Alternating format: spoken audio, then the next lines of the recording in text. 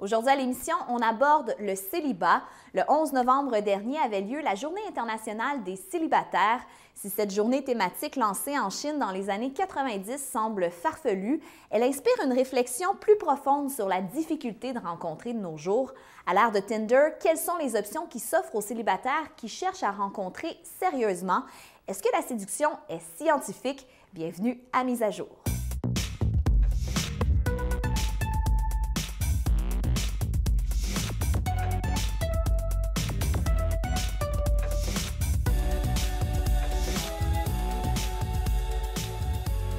Lorsque deux personnes se rencontrent, plusieurs facteurs entrent en ligne de compte pour qu'une connexion s'établisse ou pas. Nos prochains invités sont des spécialistes des relations amoureuses. Paul Simard est psychologue. Bonjour. Et David Paré est fondateur de l'école El-Code Séduction. Salut. Bienvenue à l'émission, messieurs. Merci. J'aimerais savoir comment un psychologue vient en devenir un spécialiste des relations amoureuses et qu'on décide de partir une école de séduction. Bien, moi, je n'ai pas le droit de dire que je suis un spécialiste. C'est un terme réservé au niveau de l'Office des professions. Là. J'ai le droit de dire que je suis spécialisé dans quelque chose. Mais c'est le thème des blessures relationnelles, moi, qui m'a attiré. Et beaucoup, le couple et le groupe. Et dès qu'on commence à travailler la nature des blessures interactionnelles et des rencontres intimes avec les gens, bien, moi, j'ai tourné mon regard vers cet élément-là, là, de la séduction, de la rencontre intime. Qu'est-ce qui fait que la porte d'entrée relationnelle va se définir par certains critères? Et vous? Moi, de mon côté, ça a commencé avec une souffrance personnelle. C'était suite à une rupture. Une femme m'a quitté. Puis là, j'ai fait, OK, qu'est-ce que je comprends pas? Hein? Au lieu de dire c'est eux autres, les ci, c'est eux autres, les ça, j'ai tourné ça vers moi. J'ai fait, OK, il y a des choses que je comprends pas. Et j'ai moi-même cogné à la porte de coach en séduction. J'ai voulu apprendre. Mon objectif à ce moment-là, c'était de mieux connecter avec les femmes. Puis après avoir étudié tout ça, je me disais, j'ai rien à perdre, je suis célibataire, on verra ce que ça va donner. Puis j'ai été, pour prendre l'expression, flabbergasté des résultats. Et si on doute du sérieux, justement, d'avoir un cours en séduction ou quoi que ce soit, là, vous êtes allé prendre des formations là, aux États-Unis, en Europe? Bien, j'ai cogné à d'autres portes ailleurs, effectivement, États-Unis, en Europe, mais j'ai aussi un bagage avant. Moi, je suis diplômé en danse, cégep de Drummondville. Donc, en danse, on apprend quand même toute l'interprétation faciale. On travaille beaucoup de choses. Puis, je suis diplômé en communication aussi. Fait qu'il y a un bagage de vie aussi en arrière de ça. Mais je te dirais que c'est la fusion de ces trois éléments-là qui a fait que, de fil en aiguille, c'est drôle parce que c'est une femme que j'avais rencontrée qui m'avait dit, là, c'est intéressant de parler avec toi. Tu pourrais l'enseigner aux hommes. C'est là que j'ai allumé. Je dis, ben oui, moi-même, j'ai été client. J'ai commencé comme ça. Et vous parlez d'enseignement. C'est du sérieux, là. Il y a des cours magistraux à votre école de formation. Exactement. Une vraie bâtisse, petite salle de conférence, cahier de formation. C'est vraiment une formation magistrale. Oui, il y a de la théorie, mais dans laquelle il va y avoir des petits ateliers pratiques. C'est un peu comme... je dis souvent à la blague, c'est un peu comme si tu sortais de ton cours de français au cégep puis tu allais dans ton cours de séduction. C'est carrément ça, c'est d'amener une structure, quelque chose de structuré. Et aussi, c'est aussi beaucoup de mettre des mots, parce qu'il y a beaucoup de gens qui font des actions, des bonnes ou des moins bonnes, mais de mettre les mots dessus, les émotions dessus, l'enseigner, c'est une autre chose. Le faire, c'est une chose, l'enseigner, c'est une autre chose. Et d'un point de vue d'un psychologue, vous pensez quoi justement d'une formation comme ça? Mais moi, j'étais très sceptique au début de la formation de David. Puis j'ai demandé accès à toute sa formation en ligne, justement, pour pouvoir évaluer son programme, pour voir est-ce que je pourrais aller donner une formation, moi aussi, sur la nature psychologique des blessures relationnelles dans son école. Puis je dois avouer que pour avoir travaillé dans des organismes communautaires pour les hommes, pour avoir côtoyé plusieurs personnes qui travaillaient dans des services pour les hommes, mais la formation de David, elle se situe dans le même genre de registre, là. Donc, dès que je peux, moi, appuyer l'idée que c'est professionnel, que c'est fait de manière respectueuse, je n'ai pas de difficulté à le soutenir. Vous savez, même la présidente de mon ordre professionnel disait que le coaching, ce n'est pas quelque chose de mauvais, c'est juste quelque chose de distinct de nos obligations, nous qui avons un titre professionnel. C'est plus rigide, c'est plus structuré pour respecter et éviter les dérapages, on va dire. Mais ça ne veut pas dire que ce n'est pas professionnel ou que ce n'est pas de qualité, les programmes de coaching. Donc moi, dès que j'ai pu appliquer mon esprit critique, regarder à quoi ça ressemble, qu'est-ce que c'est, je dois constater que ça ressemble beaucoup au final à ce qu'on fait en rencontre comme psychologue. Quand une personne vient nous voir et dit « Bien là, j'ai de la misère à rencontrer des personnes » ou « Je viens de me séparer, j'ai peur de rencontrer ». Puis c'est la peur de rencontrer l'autre personne, la peur d'aborder, qui est le thème central, moi, que j'ai observé lorsque je suis allé donner des conférences dans l'école de David. Vous parliez de thérapie individuelle ou thérapie de couple. On se posait la question, dans le fond, la séduction, c'est presque scientifique? Ben oui, même à Trois-Rivières, ici même, il y a une équipe de recherche qui a fait un excellent travail sur le processus d'attirance. On pourrait dire que le mot séduction a mauvaise presse, mais quand on appelle ça processus d'attirance, tout d'un coup, ça devient plus... ça passe aux douanes. Ouais. Mais parlez-nous justement des notions psychologiques derrière le processus d'attirance. Bien, on pourrait dire en très résumé que le travail qui consiste, bien, pas le travail, mais la notion d'aborder en ligne se fait dans un environnement sécuritaire. C'est que les gens sont derrière leur clavier, ils peuvent maîtriser davantage ce qu'ils vont dire à l'autre. Et depuis ce lieu-là de sécurité, ils vont être capables d'entamer une relation plus intime et plus vraie. Alors que s'ils s'abordent dans les bars, ils ne savent pas trop si l'autre est célibataire, s'ils vont déranger, ils sont sur un état de stress. Et dès qu'on est stressé, on va être beaucoup moins enclin à être authentique et intime, on va jouer davantage un jeu d'apparence. Bien sûr, sur la rencontre sur Internet, il y a un jeu d'apparence aussi, avec le marketing de l'image, les photos, etc. Mais la recherche démontre que c'est un milieu qui est davantage sécuritaire. Et là, les hommes et les femmes ne font pas les mêmes genres de mensonges sur les sites de rencontres selon les recherches. Comme quoi? Bien, selon la recherche, les femmes mentiraient davantage sur leur poids et les hommes mentiraient davantage sur leur grandeur.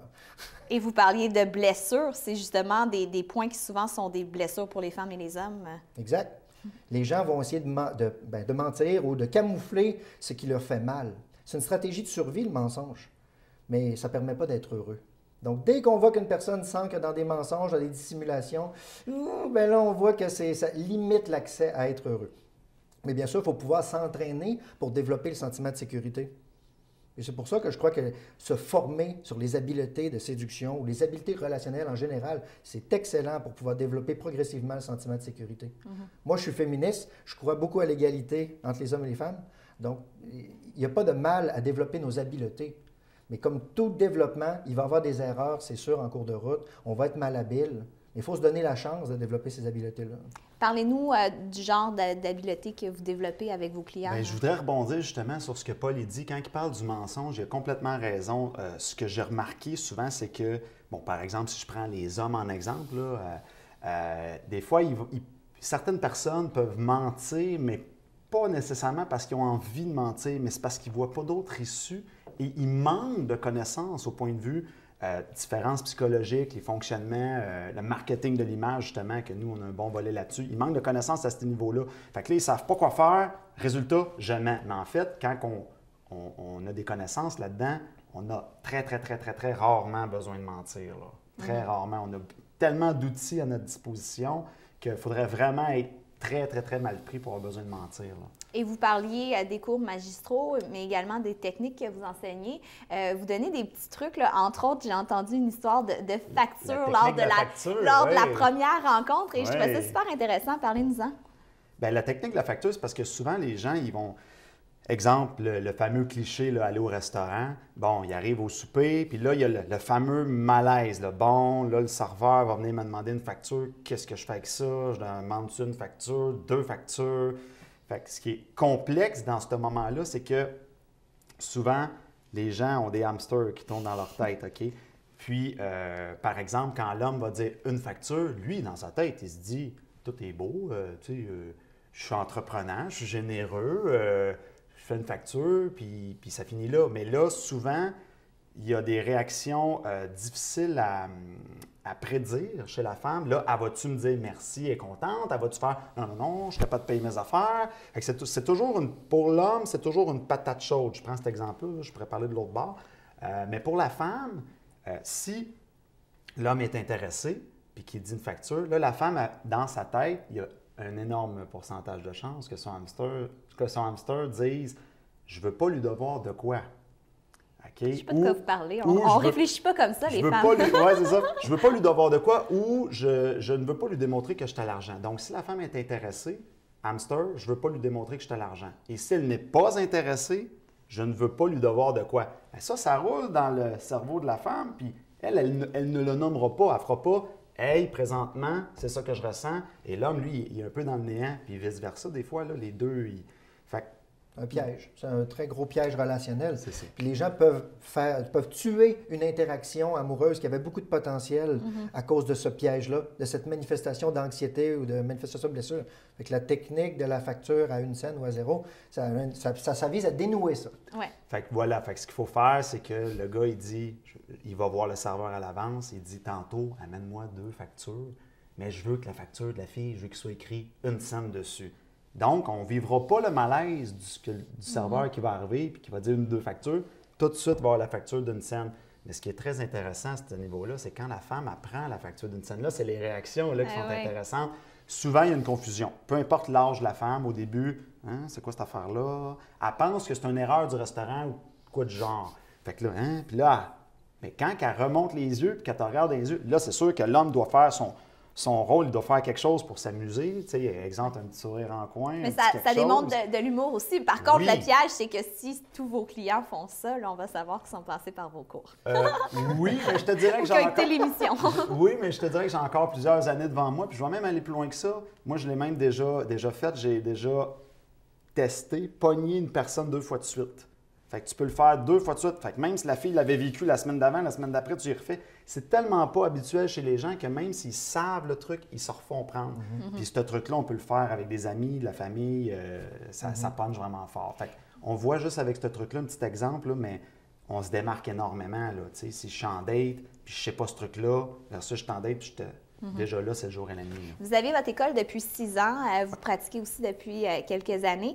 Est-ce que vous remarquez une différence depuis 6 ans dans la façon justement là, d'aborder, par exemple, en date, ou est-ce que les interactions avec Internet augmentent? On pense au fameux Tinder. Moi, j'entends de plus en plus des gens qui veulent plus rien savoir de Tinder, que c'est pas du sérieux ou c'est plus basé, c'est plus axé sexuellement.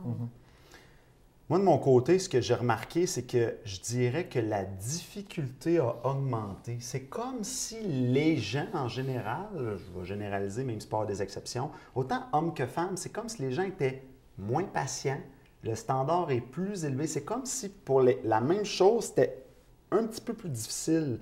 Le Tinder, justement, n'était pas autant présent si on recule là, très longtemps. Il y avait Badoo qui était très fort. Puis là, Tinder est arrivé. Et puis... manque de patience, trop d'abondance de choix, multiplication des sites, des applications de rencontres. Fait que là, à un moment donné, ça devient, là, c'est devenu un peu plus le feu fort. C'est plus une augmentation de la difficulté, je te dirais. Et vous? Mais les gens ne sont pas tous sur les sites de rencontres pour les mêmes raisons. Il y a des gens qui sont profondément blessés. Il y en a d'autres qui sont très authentiques, honnêtes. Il y en a d'autres qui ont des critères de sélection, des filtres extrêmement sévères et précis, puis qui ne les disent pas. Donc, c'est comme s'il y avait un jeu relationnel qui se jouait sans que les autres connaissent les règles.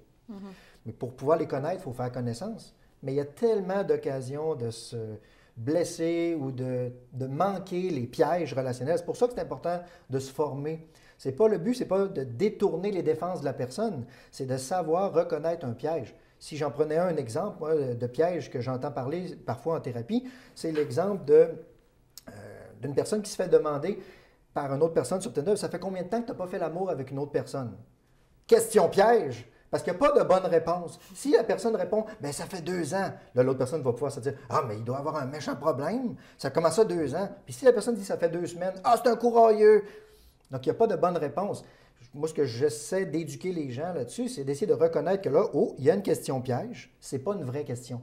Donc, moi, je pourrais donner le conseil, par exemple, de dire à la personne, mais dis-lui que tu vas lui parler de cette question-là, tu vas répondre à cette question lorsque vous aurez une expérience sexuelle ensemble après.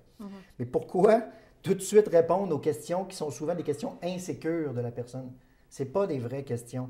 Mais il faut être formé pour reconnaître l'insécurité, reconnaître les blessures. C'est comme ça qu'on peut être en relation saine les uns avec les autres, un peu comme un zipper. Clic, clic, clic, clic, clic, clic, clic. C'est sécuritaire. Et en terminant, j'aimerais juste vous entendre à tour de rôle là, sur vous parler de connaître les pièges, d'être bien formé, mais est-ce que la clé reste quand même l'authenticité? L'authenticité ne sera pas suffisant. Puis je vais te le dire pourquoi. Parce que moi, les gens ils viennent me voir puis ils vont me dire, par exemple, ben quoi, je suis authentique, je suis célibataire, j'ai envie de jaser. Salut, ça va? Je suis authentique. Ouais, mais salut, ça va, là, la fille, elle regarde ça, là. J'ai 200, salut, ça va, next. Puis l'affaire, c'est que quand tu commences une interaction par une question, tu prends de la valeur, tu n'en offres pas. Fait que tu as beau être le plus authentique, même si tu parais bien, parce que ça, c'est un autre mythe de la séduction, tu parais bien, tu es authentique, mais là, tu tombes dans des questions pièges, des questions filtres. Tu as quel âge, t'habites où? La personne te demande t'habites où, toi, tu es de bonne foi, tu dis ta ville, ah, tu es trop loin. Tu as été authentique, mais tu es comme, qu'est-ce qui s'est passé? Fait que même si tu es authentique, si tu ne connais pas les règles du jeu, tu vas passer dans le trap. Et en 30 secondes, vous? Je dirais que l'authenticité, c'est extrêmement important, mais pour y avoir accès, ça demande parfois un cheminement, démêler certaines choses, démêler des blessures, démêler des souffrances. Mais c'est possible d'y arriver avec un accompagnement de diverses formes. Paul Simard, je rappelle que vous êtes psychologue, et David Paré, fondateur de L-Code Séduction. Merci beaucoup pour cette belle discussion. Merci, plaisir.